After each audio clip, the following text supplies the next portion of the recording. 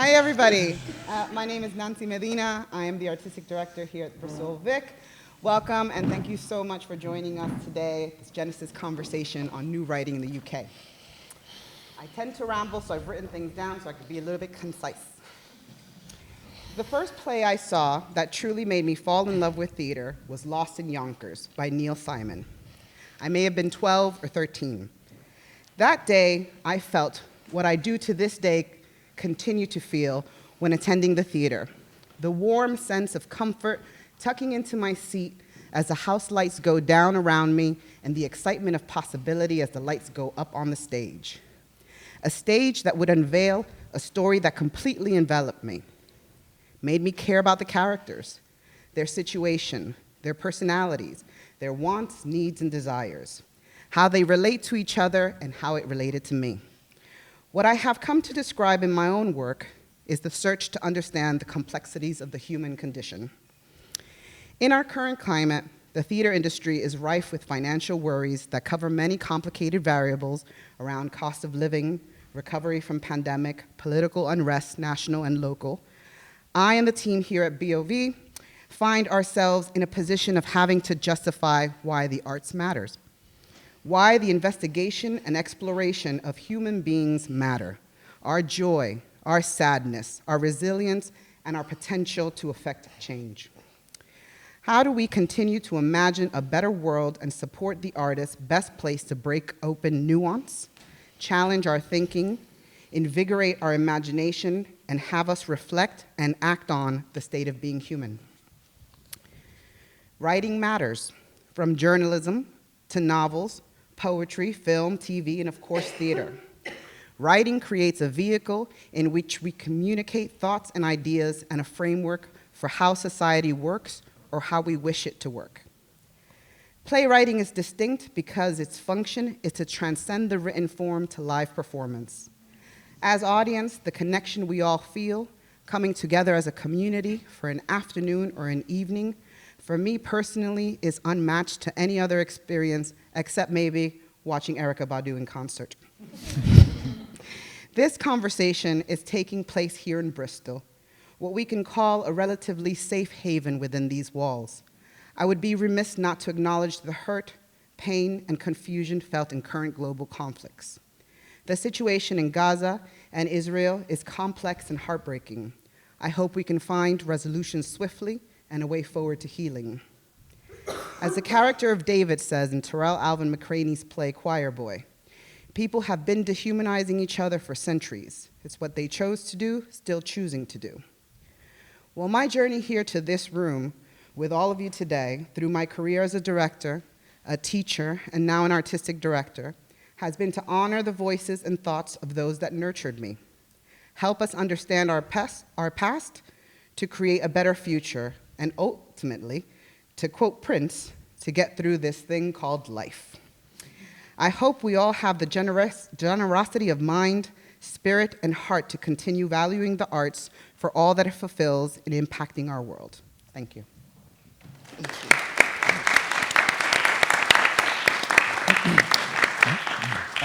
Hello everyone, my name is Ben. I'm the new work producer here at Bristol Old Vic. It's really nice to have you all here for this event, What Next for New Writing today. I am just moderating the discussion here on stage, but I just want to take a second before we get into that to introduce you to chair and to panel. So on the right of me is Nancy Medina. Nancy is the artistic director of Bristol Old Vic and the director of Choir Boy, now playing downstairs in the theatre right here. Previous to Nancy's appointment in 2022, her freelance career has seen her direct productions for Kiln Theatre, Theatre 503, the National Theatre, Royal and Derngate, ETT, The Bush, Fuel and the Young Vic. Nancy was the recipient of the 2020-21 Peter Hall Bursary at the National Theatre, the 2018 Sir Peter Hall Director Award by the Royal and Derngate and ETT, and the 2017 Genesis Future Director Award and the 2014 Emerging Director Prize at the Tobacco Factory. Nancy Medina. Down the end here, Miriam Battye, originally from Manchester. Miriam's plays include Strategic Love Play, Find a Partner, and Trip the Light Fantastic. Miriam was the recipient of the Harold Pinter Commission in 2020, and for television, her credits include Dead Ringers for Amazon and Succession Season 4 for HBO. Miriam Battye.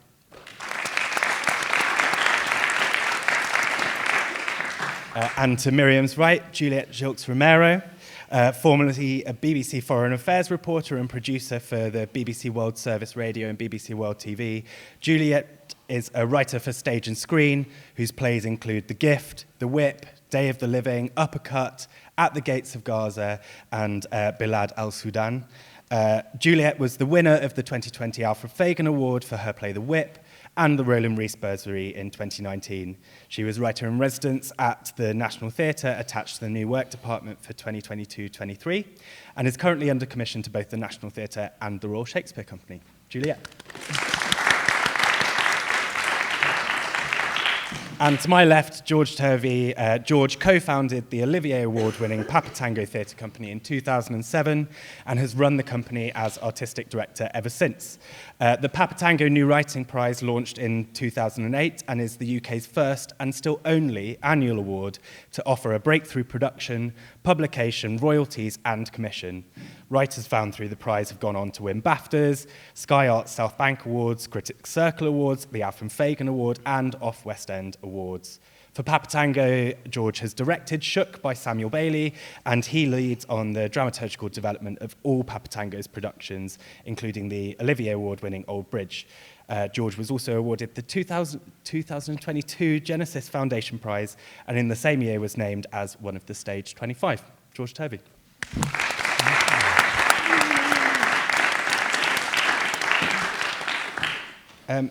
So I wanted just to kind of kick off the discussion with a kind of question for everyone on the panel to kind of chip in on, which is what were the key moments and interventions in your own path, and how long did it take to feel established?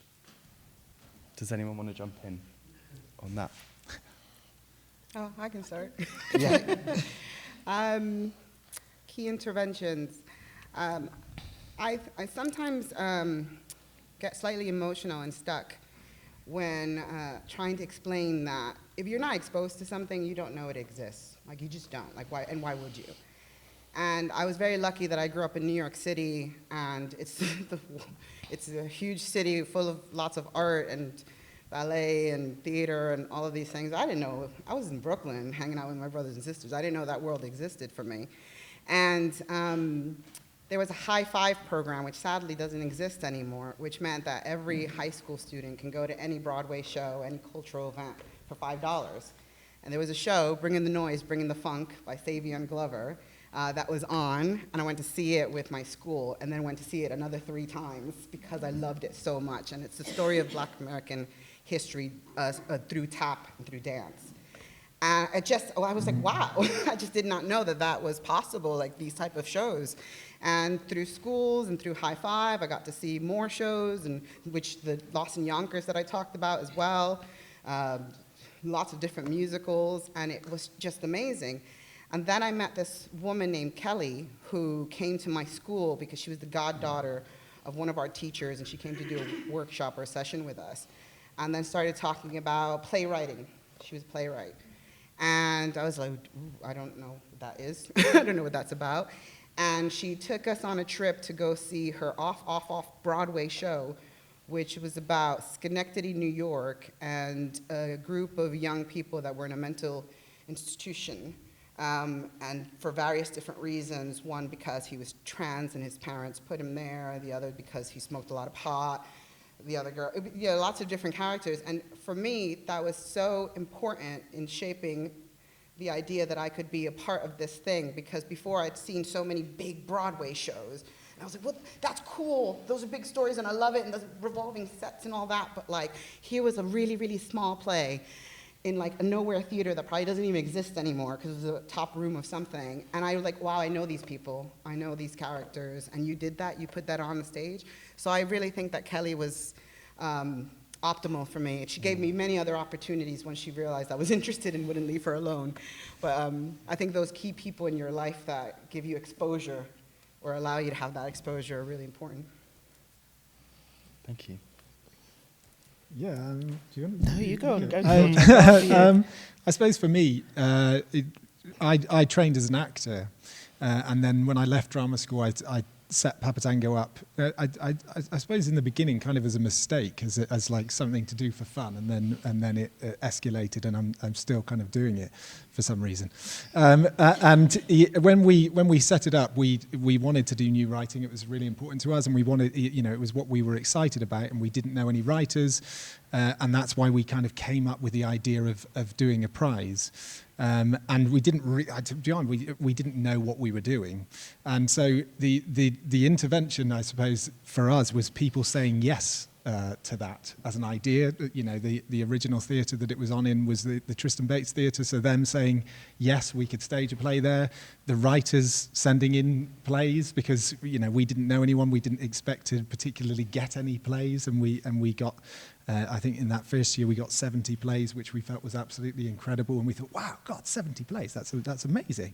And then from there, we were at Tristan Bates for a couple of years, and then we moved to the Finborough Theatre. And I think Neil McPherson, we had a meeting with Neil McPherson about that. And in those days, I think we had that kind of arrogance of youth about us, where we felt like, oh, we'll just come up with this idea, and people will say yes because we came up with the idea, and that's how it's going to work. Which I don't think I'd have that level of confidence anymore. And we went to this meeting with Neil, and he said, well, the way the Finborough works is that if we don't know your work and we don't know your work, then we have this Sunday, Monday slot, and you can come in and you can put a show on a Sunday and a Monday for 4 weeks, and then if we like the way that you work, then we'll offer you the Tuesday to Saturday slot, and then you can work from there. How does that sound? And we said, oh, that doesn't really sound very good to us, because what we want to do is we want to put on a kind of festival of new plays, and we want the entire building for 4 weeks, and we don't want anybody else to have it. And he said, okay, let's do that then. And I think like that, if he'd said no, I think we'd have left that building, and then that'd be the end of it. And so sometimes it's just all it takes is somebody saying yes, and then you get to the next stage and you carry on, and then you need somebody else to say yes. So I think for me there's not one intervention. It's lots over the years. And in terms of the other part of the question of when I felt established. I don't know that I feel established now, to be honest with you, and I don't know when that don't know when that ever comes, or if that ever comes particularly. Okay, I'll jump in. I've got a couple of interventions. So the first one, to be honest, I was very fortunate. My parents loved theatre. They used to take me to theatre.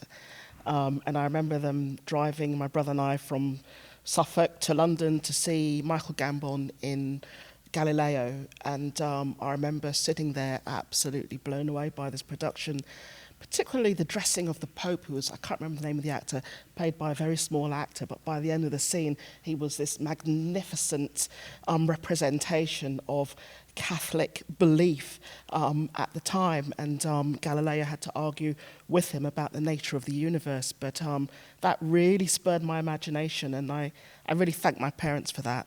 The second one, I had done a master's in writing for performance, and I'd written half a play, hadn't finished the whole play, and we had our readings at RADA.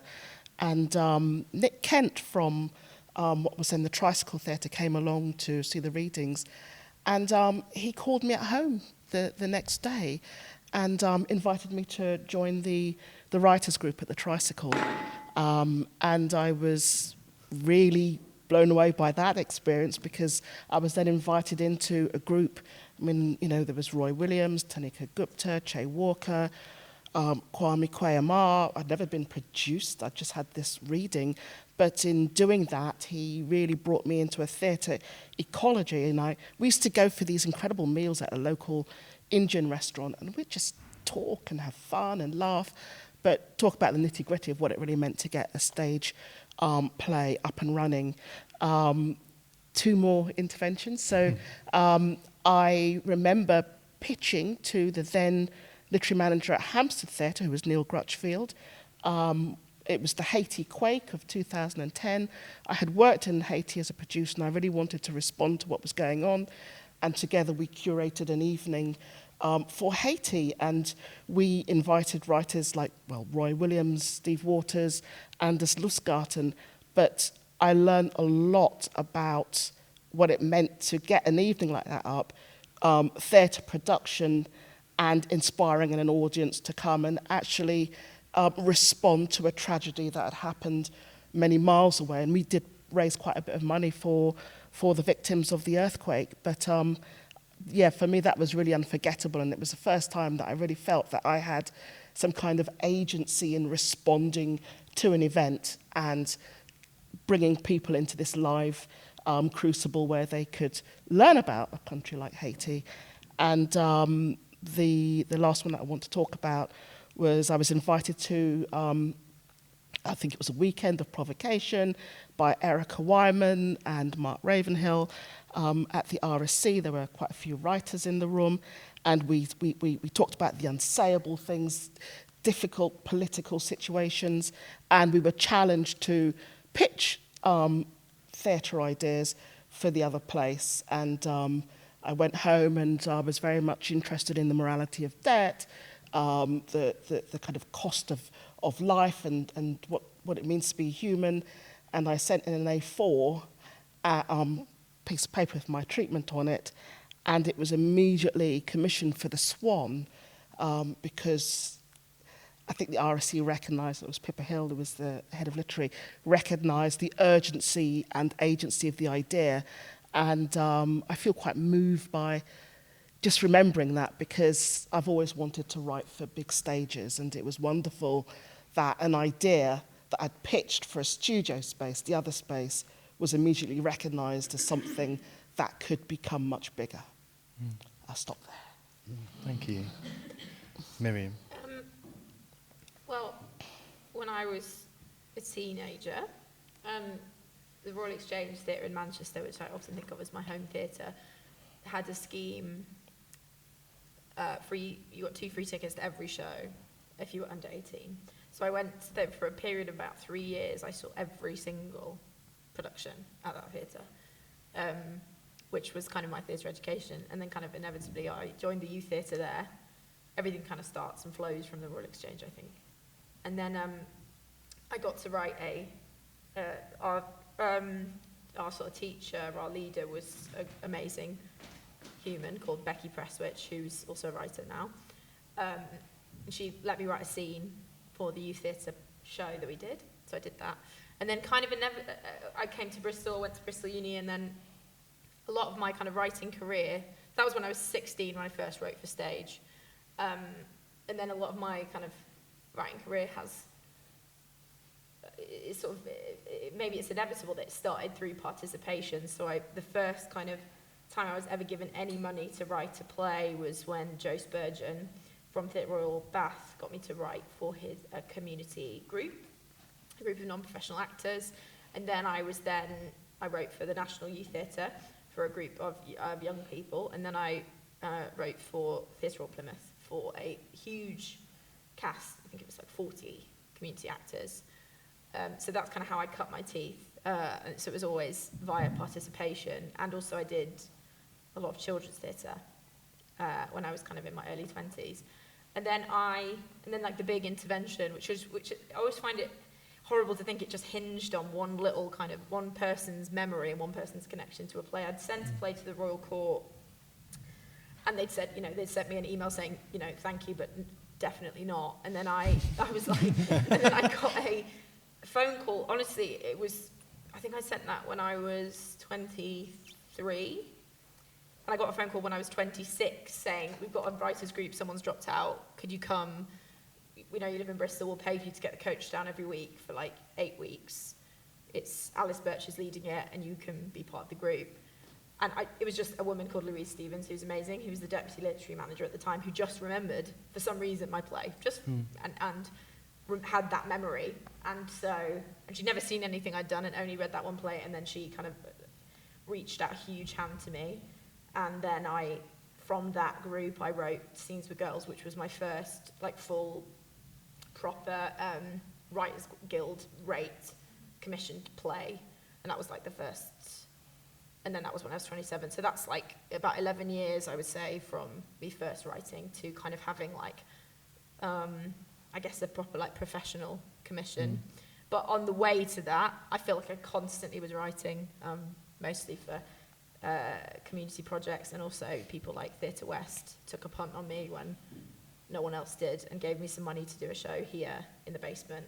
So yes, it's a combination of basically quite a lot of people taking a punt on me, and also having that kind of lucky thing of participation is a massive part of the theatre ecology, and people need to write often specific work needs to be written for a group of people because of the kind of particular cast needs that they have. And you often need somebody who's available who might be able to do like an 8-month stint with you or a year stint with young people. So I kind of being a young writer and not having quite a lot of time, basically, and being kind of very game to kind of do whatever all hours. Well, that was kind of how it all worked. Great. Yeah. Thank you.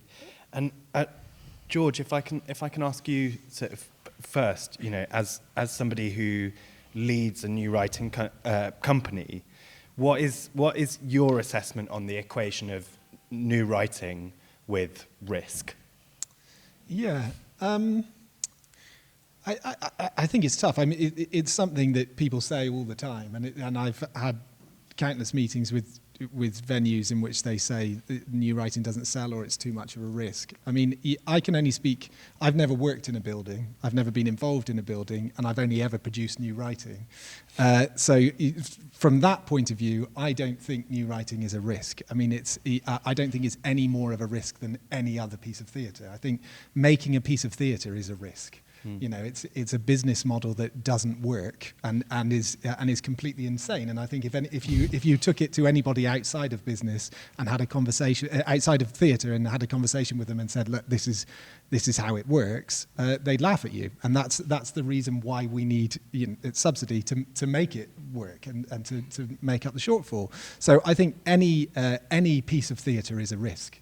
So I don't think new writing is particularly any more of a risk. I think there are elements to it that are more risky in terms of that you don't know when you start a piece of new writing or start working on a piece of new writing whether people are going to take to it or not. And you know, I think you put as much energy into something that is a huge success as you do into something that people consider as a huge failure. So the process is the same. So there's an element of risk around there. But I also don't think that talking of new writing as one big kind of homogenous thing is helpful, because you know, if say the National is going to put on a James Graham play that is about Gareth Southgate and is starring Joseph Fiennes, then that's not the same kind of element of risk to it as a debut playwright in a theatre that doesn't do any new writing and you're running it for 6 weeks. You know, there are always going to be different factors in it that make it more risky. So I don't think I don't think it's helpful to talk about new writing as new writing. I think you sell stories rather than it being about new writing. And if the story connects with people, then people will come and watch it. And I think the unfortunate thing with the kind of narrative around new writing being risky is that quite often it gets forced out of main stages and it gets forced into kind of studio spaces where it's really, really, really incredibly difficult to make it work financially. And then because of that, you're kind of hamstringing it because it's so difficult to make it work. And then you can say, well, look, we tried it and it didn't work and we lost lots of money. Whereas, you know, no matter what you're going to do in a studio space, the financial situation around how studio spaces work means that any show would kind of struggle to wipe its own nose. So it's something that I've been constantly frustrated about of people kind of talking about new writing as a risk, and I don't see it that way personally. Well, risk used to be a positive thing, an exciting thing, a thing that theater was going to really transform. I'd love to know, Juliet and Miriam, what you think of this idea of writing as risk. I I think that we need to take risks. I think that theatre should be adventurous and courageous. I worry about the current landscape. So I think it's the Manchester Royal Exchange, so that they won't be having artistic directors anymore. We know that there are theatre buildings that have already done away with literary managers. So for me, the risk in that situation is how do new writers, and again, it's listening to you, I don't like the term new writing, actually. I don't like the term emerging writers, because I don't really know what that is, because sometimes I feel as if I'm perpetually emerging. But, it's like, how do you gain access? And this seems to me where the biggest risk is seen. So the first play that, I wrote half a play when I was at Goldsmiths, and it took 7 years to get into production. There was a reader at the Royal Court who set up his own production company to put it on because he liked it so much. The play got me indoors, so I got an attachment at the National Theatre Studio, because this was quite a long time ago, because of this particular play. But nobody would put their money where their mouth was and actually put it on. The reader producer was a guy called Stephen Lucky, who unfortunately is no longer in theatre because it's proved so challenging. But he really gave me an opportunity by taking that risk. So I think it's important that we recognise that theatre is about risk, but again, that's what's exciting. And it's essential that we don't ever let go of that, because I think that we're all sitting here because we've had to take risks and because people have taken risks on us. Yeah, it's like any person who's kind of working actively in the theatre industry will have had a lot of people take a really big punt on them at some point. It's just like inevitably it doesn't work in a vacuum. Often if it's people in a building who remember you, like with me, Louise. I mean, it's interesting. I really don't want to say meaningless platitudes on this panel. I really want to make sure I actually say stuff. But kind of, this is going to sound a bit like a meaningless platitude, but like risky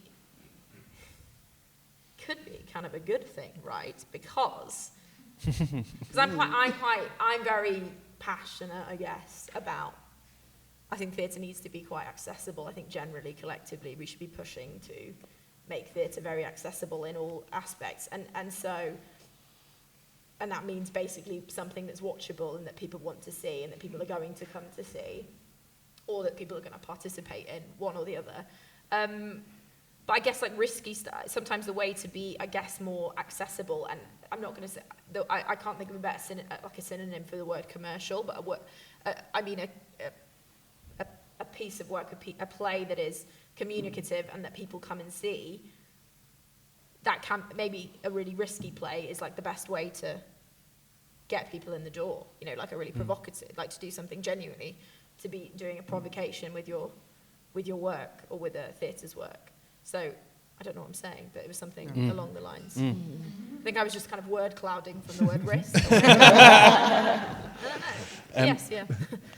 But then, Miriam, if I can ask you, thinking about writers specifically, do you have thoughts around how writers take more power and agency in the future, both individually and collectively? Yeah, it's a good question. I think it's interesting, isn't it? Because everyone in this room and every writer who's kind of writing is participating in the big collective of theatre, and the powers that be there's not going to be a radical change in their arts policy. I think we know that. And so the best way to kind of fight for the validity and power of art is to make art that is undeniable, that people come and see, kind of prove its worth. But kind of it's interesting when you write, a key ingredient of writing a play or having writing theatre is having it in front of people, right? And you can't do that alone. That is not something that happens in a vacuum. Whereas like the first stage of that, writing the play, writing that kind of proof of concept of why this is a thing that should be seen, that comes alone.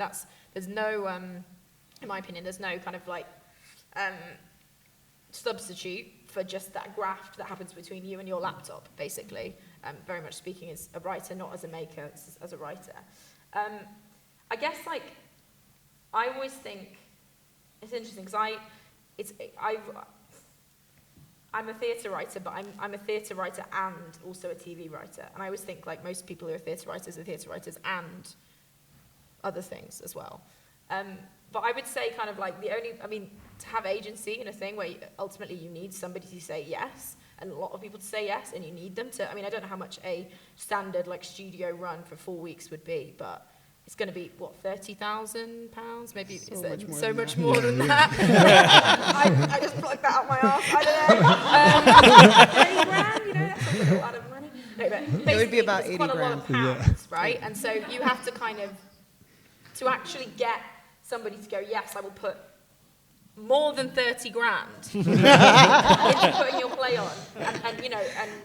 And for example, like the Royal Court, I think they do roughly on average about 14 plays a year. For one of those, and that's a theatre that exclusively works in new writing and that has an inbuilt audience that are like, yes, give me some yum new writing, like they want it, and they've got lots of funding and stuff, and they're in London and all that. But even then, you've got you've got to prove that you should have one of 14 slots in the whole of that city. Your play deserves one of 14 slots, or you deserve all of those pounds to go on your play. And so I kind of think, like, if you're gonna be doing new writing, make that writing really new. Like you were talking about, your play was kind of recognised for how urgent it was. Like your play that was on at the Swan, it kind of needed to be on. There was something about what you had kind of put in that kind of initial pitch that was like, this is exactly what new writing is for and needs to be. And therefore, that person who read that, obviously they had a huge amount of imagination and will to put that on, but also they saw it and they were like, yes, it is undeniable, it has to be on. And sometimes I think, like, I don't know, that's what I'm trying to think when I'm trying to write a play. I'm trying to think, like, what has to be on? What genuinely have I not seen? What is genuinely provocative? And what actually is going to get people in the door? And that's, like, always my hope. But because, I don't know, Thank you. That was a lot of word salad, but I wonder if anyone else has any thoughts on that. Yeah, it's taken me a long time to really appreciate and understand what agency is in this industry, because, I started late. I started in my 30s. I was already involved in another career. And I remember being quite befuddled by the kind of theatre landscape, looking for ways in career development, structure that I knew in my previous incarnation as, in journalism, and not really finding those routes. I think they have become clearer since I initially started, but even so, I think it's becoming more and more difficult now for writers to, particularly because of COVID and the lack of resources, to really hold on to engagement with theatres. I'm trying to make a point. So in the last 13 years, we've had 12 different culture secretaries. I think that says a lot about the political attitude towards theatre. I think it says a lot about this kind of exhaustion and fatigue about raising money and funding new writing, so that writers can find agency in what they're doing. There's a quote by Hilary Mantel, which I'm going to read out. And I think it's really helpful for people who are trying to find their way in. The most helpful quality a writer can cultivate is self-confidence, arrogance if you can manage it. You write to impose yourself on the world, and you have to believe in your own ability when the world shows no sign of agreeing with you. I would say constantly in that kind of so as a writer and as a creative, and I think that a lot of us in this room really understand what that is. But I think we have to really fight, be creatively resilient, be financially resilient. That's something that I've really had to to learn. And also through, my residency at the National Theatre, learning about the commercial decisions that are made, learning how things are programmed, and because I used to pull figures out of my arse all the time about how much will it really cost to put one of my plays on. I think it's really important for writers to understand these questions and these realities, because, in a post-COVID, post-Brexit world, theatre is under a lot of financial pressure.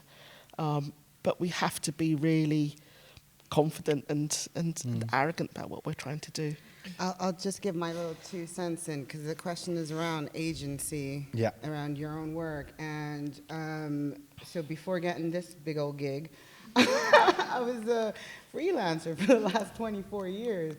And I think it's really hard to sum up the energy to empower yourself to keep on going. And what we need so much is for cultural organizations to be completely transparent of what's out there and what opportunities are out there, and to be tackling what access to, what barriers to access there are. It feels so often that you're sort of in your own little world, especially here in Bristol, not knowing where you can go, where you can get your play on, who to speak to. And I think it is our responsibility as cultural organizations to be able to make that more transparent, to be able to do that, so that every artist who comes in with the gumption and the ambition and the sense of agency at least knows where to go. And I think that would be I think it's really hard. I think it's really hard to keep the momentum going and your drive going, because at least my career in the last 24 years have been very up and down. Thank you, Genesis. You really gave me a lift up. Really, seriously. If I hadn't had that award, I think my career would have gone in a different direction. And I sort of needed that little thing of someone saying, we believe in your work and we want your stories out there. So. And Juliet, if I can just come to you and ask, I think you covered it a little bit there, but kind of thinking both pragmatically and blue sky, what would you like to see more of for writers in this country? Mm-hmm. Okay, so I'll deal with the pragmatic side first. I would really like to see more mid-career opportunities. As I said, August Wilson started in his early 30s. I started in my 30s. There are a lot of people out there who have been writing. So I guess in all, I've been at this about 20 years. Doesn't always feel like it, and then other times it really does.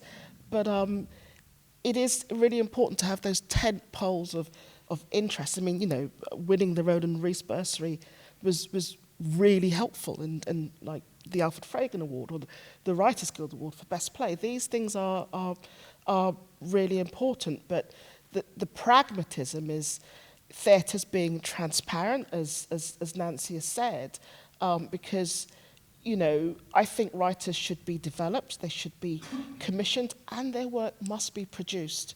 I think we see too many writers being lost to the industry because these steps aren't being pursued with the vigour and energy that they should be.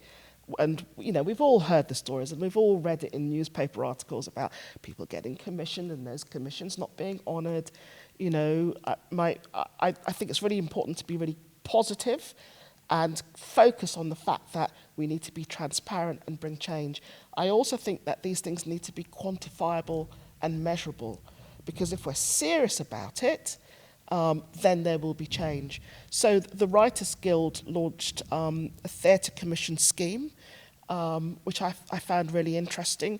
And they were very clear. I think it was 60% of the commissions were to go to women, 20% were to go to underrepresented groups and people of colour. And I think it was 12% to neurodiverse, disabled writers, and on and on. But at least they are really transparent about the ambition, and therefore it will be quantifiable. Because if we don't know what's gone on in the past and seen the evidence, then we are on a hiding to nothing. I think in terms of blue sky, I mean, I think, because it's such a, I mean, you know, this is a really hard question to answer. I'm not trying to reinvent the wheel, but again, it is about treating writers with the respect that they deserve, because it is so effing hard. It really, you know, it's not easy. This is not a hobby. It's not a 0 hours contract. You know, people choose to write. It is a career. You know, it is a professional choice. And I would like to see that really understood. I think sometimes people see writers as people who come through the door and it's a one-off opportunity and it ends there. But I think, you know, we all add to the theatre ecology with a lot of blood, sweat and tears.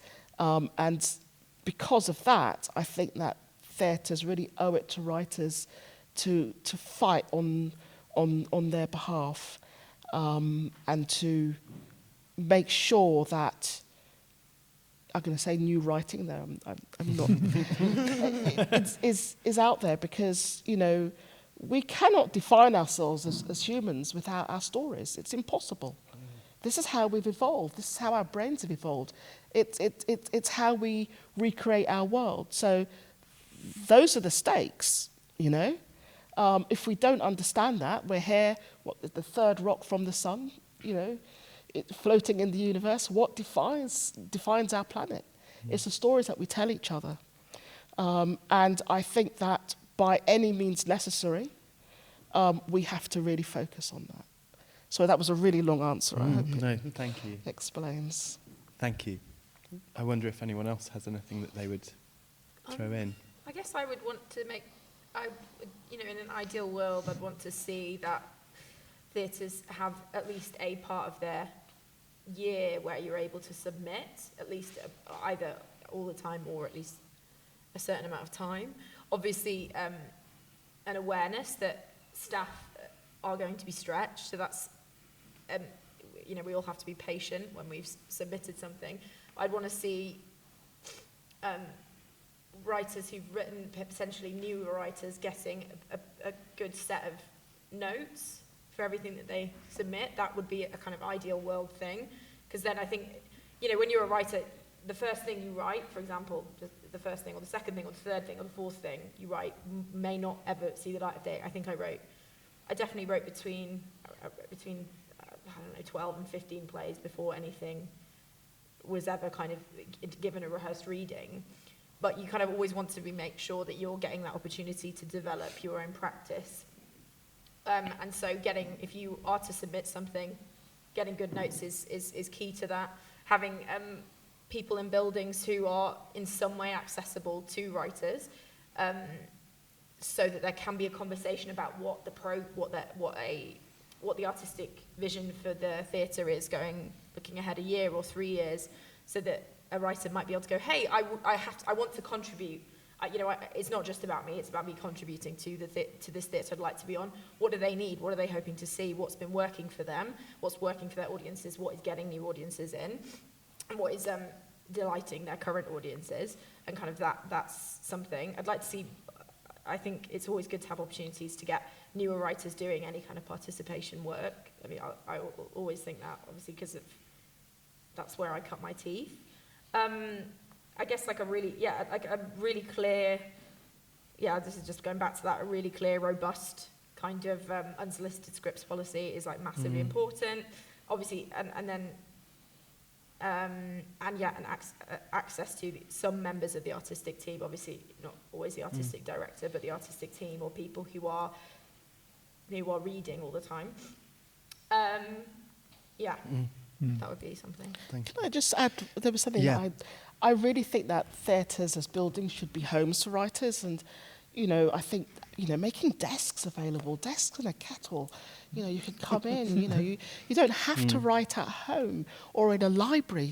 You know, that a theatre should provide a space where you can hang out, write, because at least you're in the building and you're getting to meet people and you're seeing what's going on, and you see the artistic director walk off to a rehearsal or whatever. But I think physically being in the building and being welcomed into the building is really, really important. But I do think the producing the shows is the key thing, as you said. I think, and I think also sustained support for a writer. You know, like in America, the Signature Theatre, where they do where they'll produce. You know, it's like a residency for 5 years, and they'll produce at least 3 of your plays in those 5 years. Wow. And they commit to that artist and their ideas, and they will program. And I think that's that sort of level of support. If you had a dream of the way to do it, like that is the way to do it, because I think that by producing 3 shows, then that writer leaves at the end of that 5 years in a totally different position in their career, and that's amazing. And I think so much of what you're talking about, George, is about investing in the sustainability of a writer's career and their growth, and that's what's really missing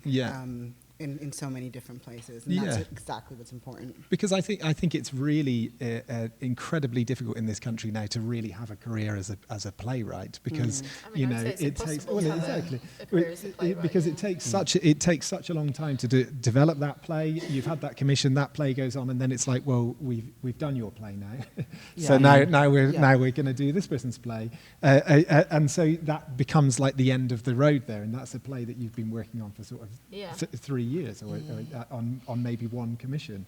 So that type of sustained support, where it's like we're not just going to give you the money, we're going to put your shows on no matter what it is. But that's what I mean about it being treated as a career. You know, it is a career. And inevitably, though, this is where, again, transparency really needs to come in, because it actually means lesser opportunities. Yeah. Because you are making that commitment to the growth of these people. Well, I think that's something that needs. I mean, I don't know how. I'm very grateful for people who run theatres, to be honest, because I don't know how I wouldn't be able to do it, and I'm grateful that there are people who read and plan for a building, and particularly in the times that we're in. I'm really grateful for that. But I think, there are going to be less opportunities if you prioritise certain writers and you give them 3 opportunities, for example, over 5 years. That means that you can't if you give that same writer 3 opportunities, you cannot give then 3 writers an opportunity. So that has to be clear. So this is the thing, this has to be known and part of the conversation. You cannot expect to have a sustained, basically every time you have a play on, someone else isn't getting their play on. This is just the truth. I mean, I always think you need, it's something like 90% hard work and then like 10% endorsement to be able to write something. I always think that. At the beginning, you have to endorse yourself, because who the hell is going to endorse you with what you've even tried? And that can be incredibly difficult. I think I self-endorsed for a long time, because I think I don't know, I'm very arrogant, I guess, and I think I just thought I was allowed to do it, and there was certain things in place that meant that I was able to have afforded the imagination to be a writer. That's undeniable. But also there was like certain things where I don't think that you always have to produce a play full singing, dancing production for a writer to have a meaningful engagement with an audience, to actually have their play put in front of people and feel that experience of going, oh wow, like that bit was not legible to an audience, that was not landing, or that bit really was, and I really feel like everybody in that audience is like alive with that play. And you can do a rehearsed reading, but you can cast the actors for 2 days. It's quite an effective way to actually engage. If you really want to make a commitment to writers, then those little things. I remember there's been a few rehearsed readings I've had over I've never been given any money by the Bristol Old Vic, for example. But I have been given rehearsed readings several times at really crucial junctures for plays that have never been produced since, but I absolutely consider them to be part of the kind of of my slate of things that I've done, because I've had that opportunity to have an actor work with me for a day or a day and a half, and I've got it to be in front of people, and that's actually really important. So there are certain ways that are not so financially risky, but that also can provide just it's definitely it's not as good as having a production, let's face it, we get that full experience, but there are ways that you can give a writer that development opportunity and mean that they have that endorsement, because some of those readings and some of those conversations I had with people who were kind enough to come and attend a kind of rehearsed reading of a playwright that they'd never heard of, some of those conversations lit me up for 6 months, a year and a half, because I was like, hey, I'm a writer, and I had a rehearsed reading in the studio at the Bristol Old Vic, so that kind of stuff. There are ways to kind of balance some of that financial risk, I think, a little. And I think along with the transparency and what you're talking about with blue sky thinking is about making sure that you're doing long-term thinking and creating the proper infrastructure for growth. And when we talk about, having lesser opportunities, that should be fair and equitable, where there's a rolling basis of how many people get these opportunities. But it means that you create transformational rather than transactional relationships with artists, more meaningful, deeper relationships with artists. You truly invest in their vision, their voice, and what you hope that they will do in the future. But for us here at Bristol Old Vic, we've been thinking about this a lot, and how do we support up to a certain finite years and then kick them out and say, okay, now move to the rest of the country and get other work done, because I think this is really important. This shouldn't be your end-all, be-all, one place, and a lot of people think of that of their regional theater especially, but you should be taking over the world. And that's my passion for stories, not new writing. I want to make some time for some questions and for some stuff on the floor, but just to sort of round off this kind of bit of the discussion, I'd love to come to everyone in turn and just ask, what is your own personal call to arms when you're considering what might be next for new writing in the UK? Who am I calling? And who's arming themselves? Ooh. People? Yes. Writers? Or To writers, Or myself, to the industry, to yourself. Oh, God. Who would you like to address? Come back to me. Yeah. Are you coming to me? Yeah, I'm coming to you. I guess the call to arms is to myself. I have been given the privilege to be in a position to really tackle systemic issues and hopefully create true systemic change. I want to honor my immigrant parents who taught me about integrity, and also honor, what my kids think about me, and hopefully work with integrity. I think that's what I'm aiming to do. But my God, the road is very murky, and I think we got to keep optimistic of what we can do, because the arts is just so important, and stories are everything. And they have transformed my life and transformed the lives of all. So yeah, to myself. George? Yeah. I suppose just to writers, just to keep writing, because my company and any new writing company or any theatre that puts on new writing is nothing without the writers and without the stories. And if you, it's tough. It's really tough. It's really tough running a new writing company. It's really tough running a building at the moment. But let us worry about that, and just keep writing brilliant plays, because without that, there's no point us doing all of the rubbish stuff. Without the kind of the brilliant plays to have on in the end. I guess my call to arms is to everyone. I think we have a collective responsibility towards the health of our theatres and the theatre ecology and our storytelling abilities, as humanity has shown. There's a quote by Albert Camus that I always remember. I never get it out of my head, particularly now. The role of a writer is to stop civilization from destroying itself. And it's not our politicians, and it's not our military leaders. It's those who are writing stories. And I think that this needs to be supported, as I said before, by any means necessary, because it's incredibly important. Theatre has really changed my life, and we know that being in a building, watching live theatre creates opportunity for empathy and courage and understanding. And I think that if humanity is to last, these are the things that we really need to focus on and give thanks for. Yes, it would be to myself to go and see everything at my local theatre, basically, and to never let fatigue or irritation or laziness, lack of will stop me going and seeing everything, basically, and particularly going and seeing things that where I don't know anyone involved, and I don't know anything about it, and I don't know anything about the subject matter. Try and make sure I keep being a bum on those seats. I think that's essential, and also sort of on the other side of that. So being a good theatre goer always, and also when I'm being a theatre maker, trying to always remember the audience at the centre of everything I do. I didn't used to do that, and I'm trying to, that's a call to arms for future, and I guess that's for everyone maybe. Thank you. I want to open up to the floor here. I'm going to apologise in advance for the kind of town hall style microphone that lurks in the middle of the room. We are filming the event, so if you do have a question, I am going to invite you to come up to the microphone and ask your question into it. But I wonder if anyone in the audience has a question, either for somebody on the panel or for the whole panel. Emma. I'm right in front of the microphone. Great, So I'll please. it, guys. I just want to bring the conversation to the southwest, because that's where we are, and that's where I'm from, and many of the people in this room are too. So I feel like the southwest is in a pretty dire crisis. If we're talking about new writing, I'm not sure that there's a literary department in any theatre in the whole of the southwest. And I'm coming from somebody so I run Theatre Uncut, so I've dedicated my kind of career to also running new writing as well, and it's hard.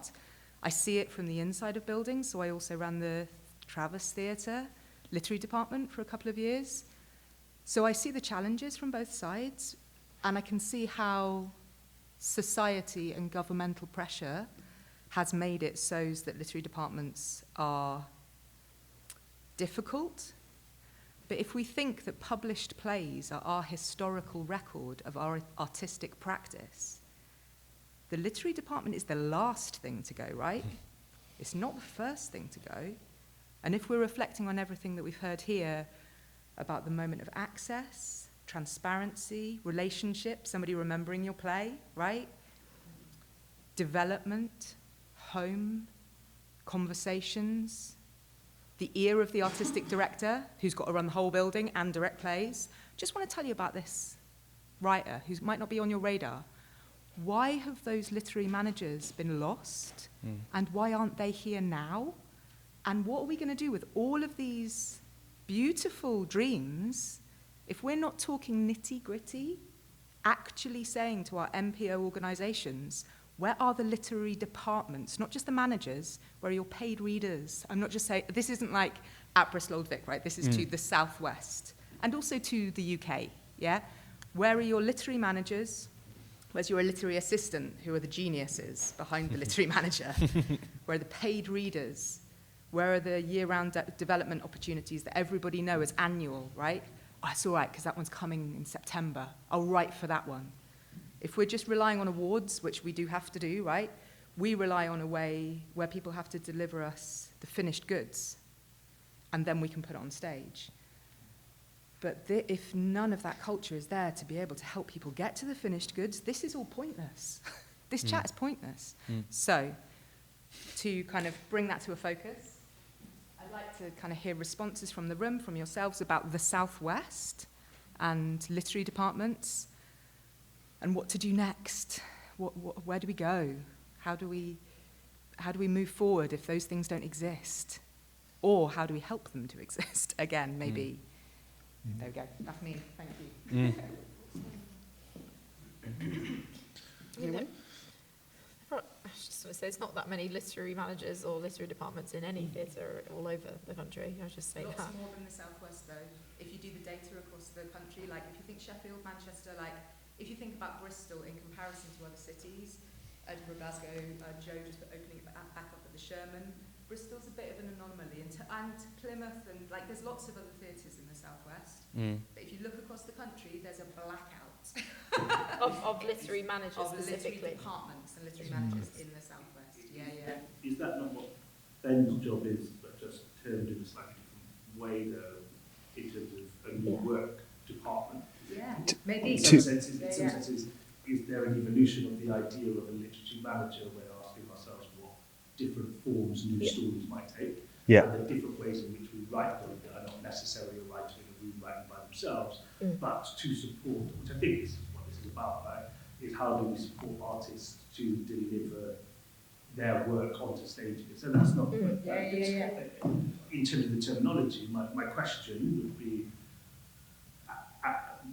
also running a building now that doesn't have a literacy department because we can't afford one.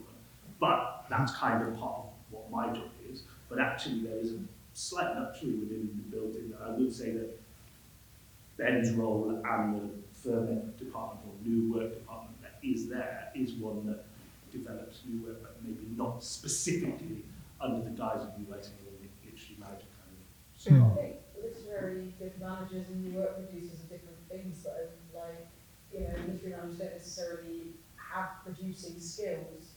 They're there to develop writers rather than, I don't know. Like, I feel like I've got skills in literary management, but I don't have those skills in new work production. So like, I don't know, I think a literary department is a bit different. I think a new work producing department, there is some crossover, but it doesn't have a focus on the writer as such. I think, I mean, if I can just sort of speak to that a little bit, I think there's a part of that function that happens in a lot of spaces, specifically within the Southwest, but what we are talking about, and I think that we're having a conversation about in the building, is a loss or a drain of that function away from the ecology in the Southwest over the last kind of 15 years or so. I think there is a long list of things that used to happen here that no longer happen here. And part of this conversation, part of other conversations, part of every conversation is about recognizing what are the things that used to happen here that should still be happening here, and what is the way to sort of bring that back. And, you know, Emma, you know, and I know there's a couple of other people within a discussion about what a playwright studio model might look like within the Southwest. And there's a huge value to an idea like that in terms of how it might cross what is quite a challenging rural architecture, specifically in the Southwest. You've got lots of towns and cities that are not very well, that cover an enormous amount of ground, that are not very well connected with each other. So I think there's a whole lot of thinking to do about what a joined up ecology is across the Southwest generally. But maybe there's also a lot of thinking to do around that terminology of kind of specifically literary, and what does it mean to be a writer in this region, and where are the places that the writers can call their home, to borrow some terminology that's sort of here on the panel. And I think that what you're raising, Emma, is a really good question for the room of where are those places that writers can call their home.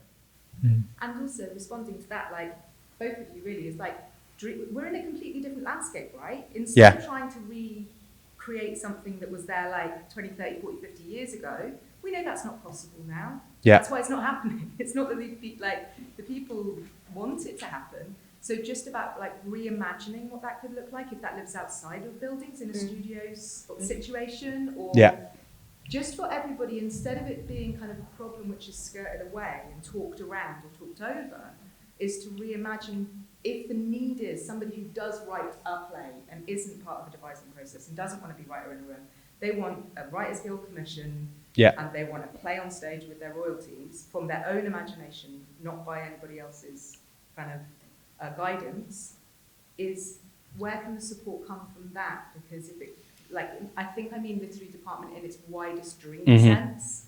There we go, there's the question. Finally, what does the literary department of 2023 going forward in the Southwest look like, right? It could look like anything, we can make it. I just want to address something specific that you said because it's very close to my heart. Because a lot of what's been mentioned is an ongoing conversation that we've had here at Bristol Old Vic of creating that infrastructure. I think the most important thing that I took from what you were saying that really spoke to my heart is that we have such a responsibility of nurture and care to stories, because in 50 years' time, what we have reflected on that stage today is going to tell people what we thought about society and what we cared about. And if that is not diverse, if that is not inclusive, if that is not talking to every voice in society, then we have failed. So I think regardless of what the names are or how you structure it, the development of art and stories has to be fundamental to every theater, because it matters, and it will matter in 50 years' time, it matters today. It matters for my children. It matters for us here today. So I think it's really important that that was raised and that we continue thinking about how we become better at nurturing and making sure that stories are not just written, but actually make it to the stage. I mean, I've been having so many different conversations with writers, and what resonates me and pains me at the same time, resonates with me and pains me at the same time, is that a writer must see their work on its feet. They must. It's not good in your head. You need to hear it out loud. It needs to breathe. Where are the spaces where we can make that happen? Which is what we are talking about and thinking about a lot. Yeah. Sorry. Yes, please. Sorry. I've been hearing you. Sorry, Amy. It's just here.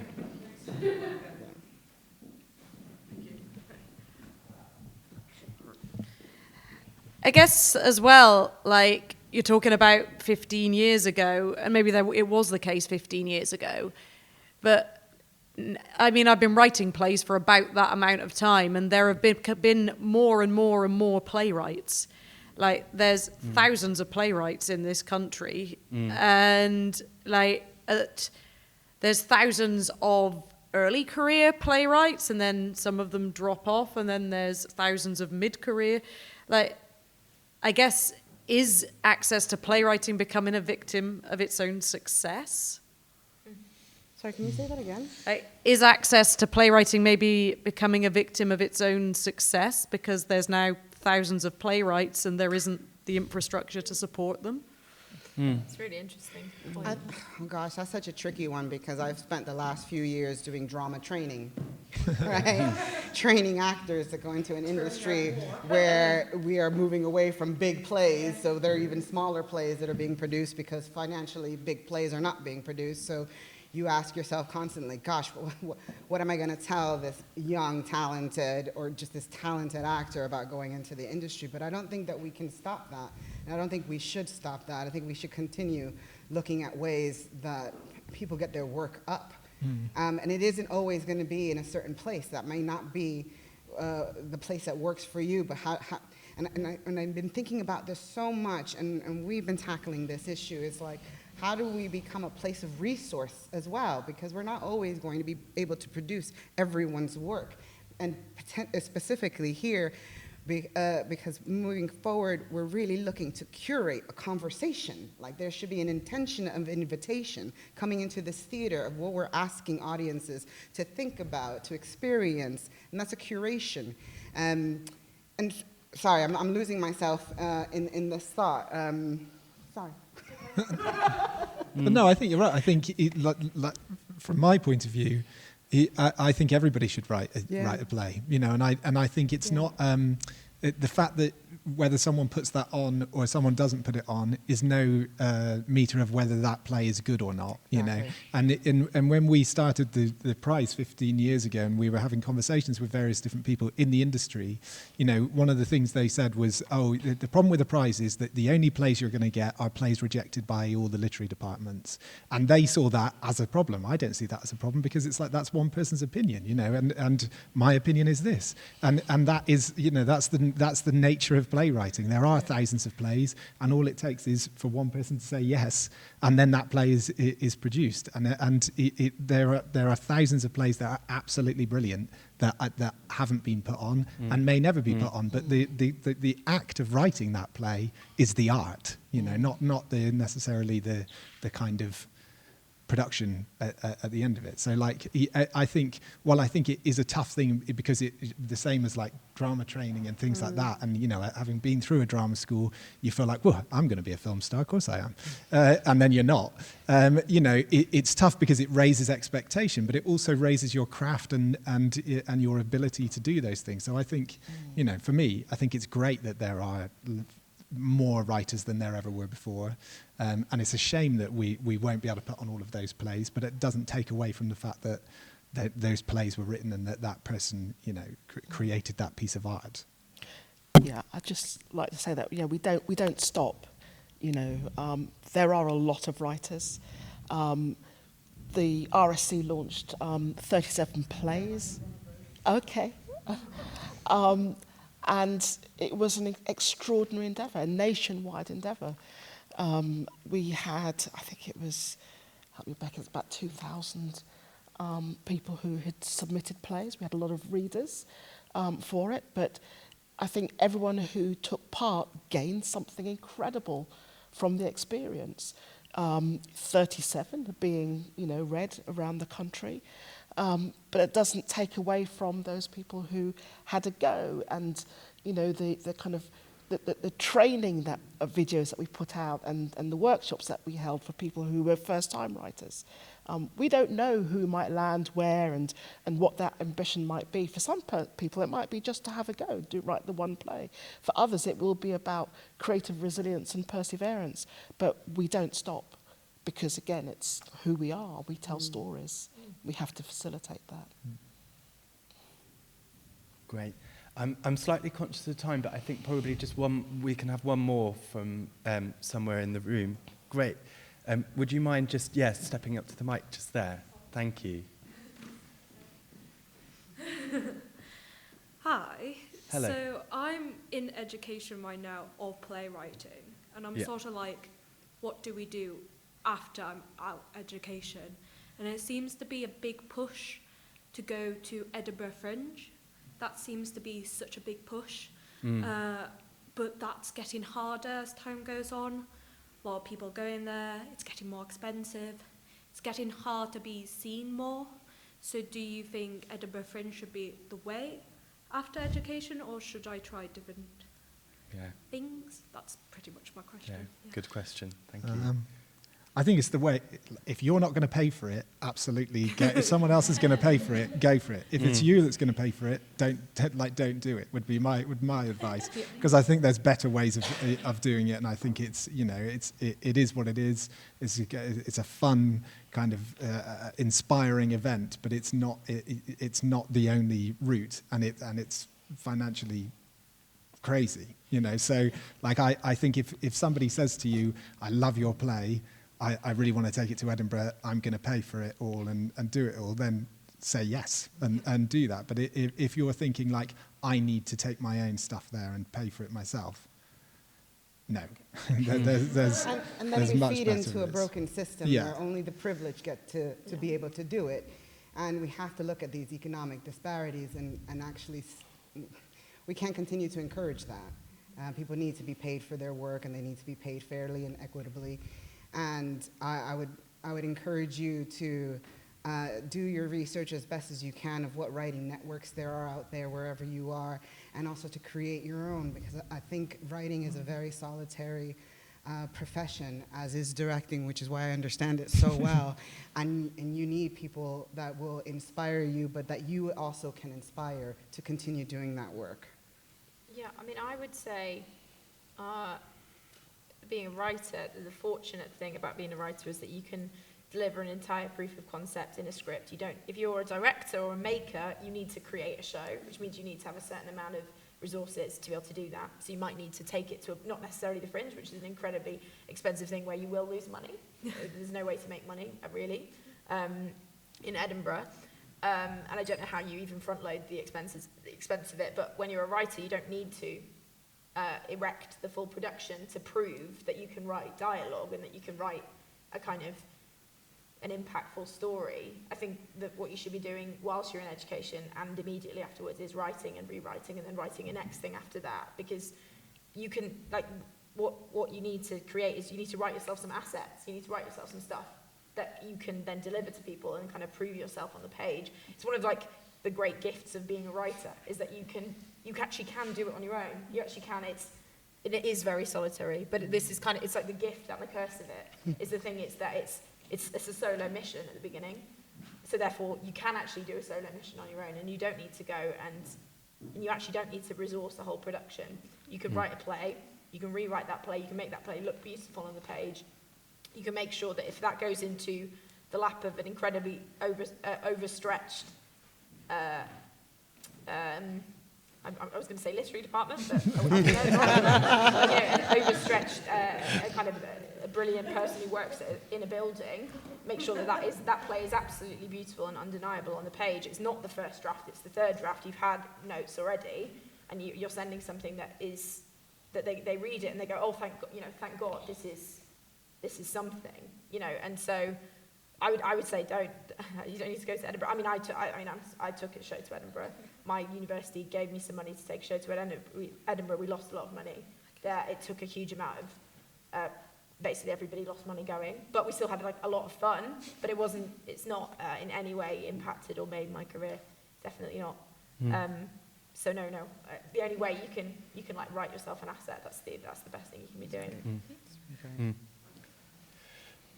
I think we're sort of up to time, but I would also like to invite everyone to continue the conversation with a drink in hand out on the balcony over here. I think I just want to say thank you to everyone here in this room for their time and their generosity in listening. And if you could also join me in saying thank you to each person on the panel here.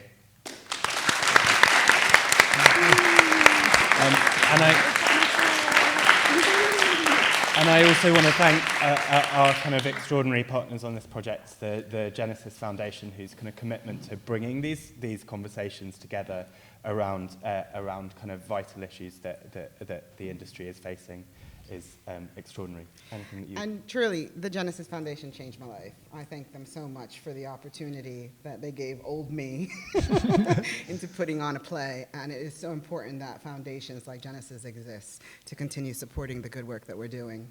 So thank you. Thank you. Yeah. Thank you, everybody. Thank you all. Thank you.